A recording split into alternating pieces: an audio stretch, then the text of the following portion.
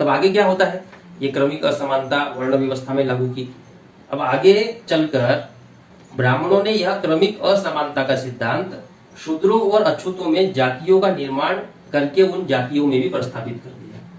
तो ब्राह्मणों ने आगे चलकर शूद्रों और अछूतों में जातियों का निर्माण किया और उन जातियों में भी क्रमिक असमानता को स्थापित किया। शूद्रों और अछूतों में विभिन्न जातियों का निर्माण किया गया तथा उन जातियों में ऊंच नीच को आधार बनाकर क्रमिक असमानता को प्रस्थापित किया गया। शूद्रों की विभिन्न जातियों को इस क्रमिक असमानता से कोई लाभ नहीं था। जैसे क्रमिक असमानता में क्षत्रिय और वैश्य को शूद्र से अधिक लाभ था, जबकि शूद्रों की सभी जातियां अधिकार वंचित थी। बिना अधिकार दिए शूद्रों और अछूतों की विभिन्न जातियों में क्रमिक असमानता का निर्माण केवल मात्र मौखिक रूप से ऊंचा और नीचा बताकर किया गया। अब इसमें ये कहना चाह रहे हैं कि वर्ण व्यवस्था में क्रमिक असमानता बनाई तो क्षत्रिय को तो अधिकार दिए, वैश्यों को अधिकार दिए, लेकिन जब शूद्रों में अलग अलग जातियां बनाई, जाट, तेली, कुंभी, नाई, धोबी, अछूतों में जातियां बनाई, मांग, चमार, भंगी, मेहतर, तो शूद्रों में और अछूतों में जातियां बनाई, फिर उन जातियों में क्रमिक असमानता रखी, लेकिन उन जातियों को कोई अधिकार नहीं दिया क्योंकि वो सब मिला के शूद्र वर्ण में थे, वो शूद्र वर्ण अधिकार विहीन था। तो फिर उनके अंदर जो जातियां बनाई उनमें क्रमिक असमानता कैसे निर्माण की, तो उनके अंदर क्रमिक असमानता केवल मौखिक रूप से निर्माण की कि तुम्हारी जाति उससे ऊंची है, तुम्हारी जाति उससे नीची है, तुम्हारी जाति उससे ऊंची है। तो केवल ऊंचा बोलने से ही उस जाति में गर्व की भावना आ गई कि वो जाति मेरे से नीची है। अच्छा, वो जाति अगर तेरे से नीची है तो बदले में तेरे को क्या अधिकार मिला? अधिकार तो कुछ नहीं है। लेकिन ये मौखिक प्रचार प्रसार बहुत बड़े पैमाने पर किया गया और शूद्रों के अंदर जातियां बनाकर उन जातियों में अपनी जाति की गर्व और गौरव की भावना का निर्माण किया गया। मौखिक रूप से मिलना जुलना कुछ नहीं था, क्योंकि ओवरऑल तेली, कुंभी, नाई, धोबी, गडरिया ये सारे शूद्र वर्ण में है और शूद्र वर्ण को कोई अधिकार ही नहीं है। तो फिर अलग अलग जातियां बनाकर क्रमिक असमानता बनाकर कोई अधिकार तो मिलने वाला है, लेकिन मौखिक रूप से उनके अंदर ये भावना पैदा की गई कि तुम्हारी जाति उससे ऊंची है, उसकी जाति तुमसे नीची है। ये खेल ब्राह्मणों ने खेला।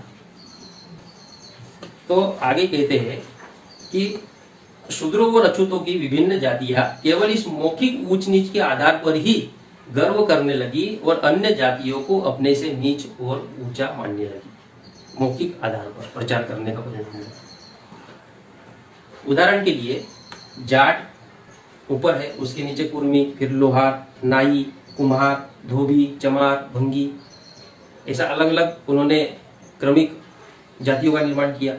ये सभी जातियां शूद्र और अछूत है। सभी जातियों को शिक्षा, शस्त्र और संपत्ति के अधिकार से वंचित किया गया है, किंतु फिर भी वे आपस में संगठित नहीं होती है, क्योंकि ब्राह्मणों ने विभिन्न जातियों में इस विचार को प्रस्तावित किया, उनके ऊपर थोपा ये विचार कि आप फलानी जाति से ऊंचे हैं और फलानी जाति आपसे नीचे है।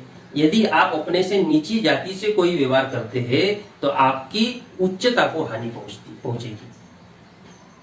यानी बता दिया कि तुम्हारी जाति इससे ऊंची है, उससे नीची है, और अगर तुम ऊंची जाति हो, अगर नीची जाति के साथ में किसी तरह का कोई व्यवहार किया तो तुम्हारे जो जाति का जो ऊंचापन है वो उसको हानि पहुंच जाएगी, उस पर तो दाग लग जाएगा। इसलिए निचली जाति के साथ में किसी तरह का कोई व्यवहार नहीं करना है। ये मौखिक प्रचार है जो ब्राह्मणों ने किया शूद्र और अछूतों में। यह मात्र शब्दों का भ्रमजाल था, इससे किसी भी जाति को मिलना जुलना कुछ नहीं था, कोई लाभ नहीं था। आज वर्तमान में भी यही स्थिति शूद्रों और अछूतों की विभिन्न जातियों में दिखाई देती है। उस समय मनुस्मृति लिखी, लेकिन तब से लेकर आज तक उसका परिणाम ये दिखाई दे रहा है। उदाहरण के लिए जाट, कुशवाहा और नाई जाति को लेते हैं और तीनों को संगठित करने का प्रयास करते हैं, तो जाटों को लगता है कि वो कुशवाहा से ऊपर है और कुशवाहा को लगता है कि वो नाई जाति से ऊपर है, इसलिए वे आपस में संगठित नहीं होते, जबकि तीनों एक ही वर्ण के शूद्र वर्ण के हैं। लेकिन ऊपर होने का जो भाव पैदा किया गया है, इस कारण वो आपस में संगठित नहीं होते। तो शूद्रों और अछूतों की विभिन्न जातियों के संगठित होने पर शूद्रों और अछूतों को कोई हानि नहीं होगी, बल्कि वे संगठित होकर ब्राह्मणी वर्चस्वता के विरोध में अपनी आवाज बुलंद कर लेंगे और कर सकते हैं और अपना अधिकार प्राप्त कर सकते हैं, लेकिन फिर भी वे संगठित नहीं होते। ऐसा कर सकते हैं लेकिन फिर भी वे संगठित नहीं होते, क्योंकि उनके मन मस्तिष्क में ऊंच नीच का घटिया विचार डाल दिया गया है। ये घटिया विचार इधर भेजे में डाल दिया है और इस विचार को जीवित बनाए रखने के लिए ब्राह्मण आज भी निरंतर इस घटिया विचार को खाद पानी देने का कार्य करता रहता है। उस समय मनुस्मृति ने जातियों का निर्माण करके उनमें क्रमिक असमानता का निर्माण किया। उस क्रमिक असमानता को प्रस्तावित किया, उसको जबरदस्ती समाज में लागू किया, लोगों के अंदर जाति के गर्व की भावना का निर्माण किया।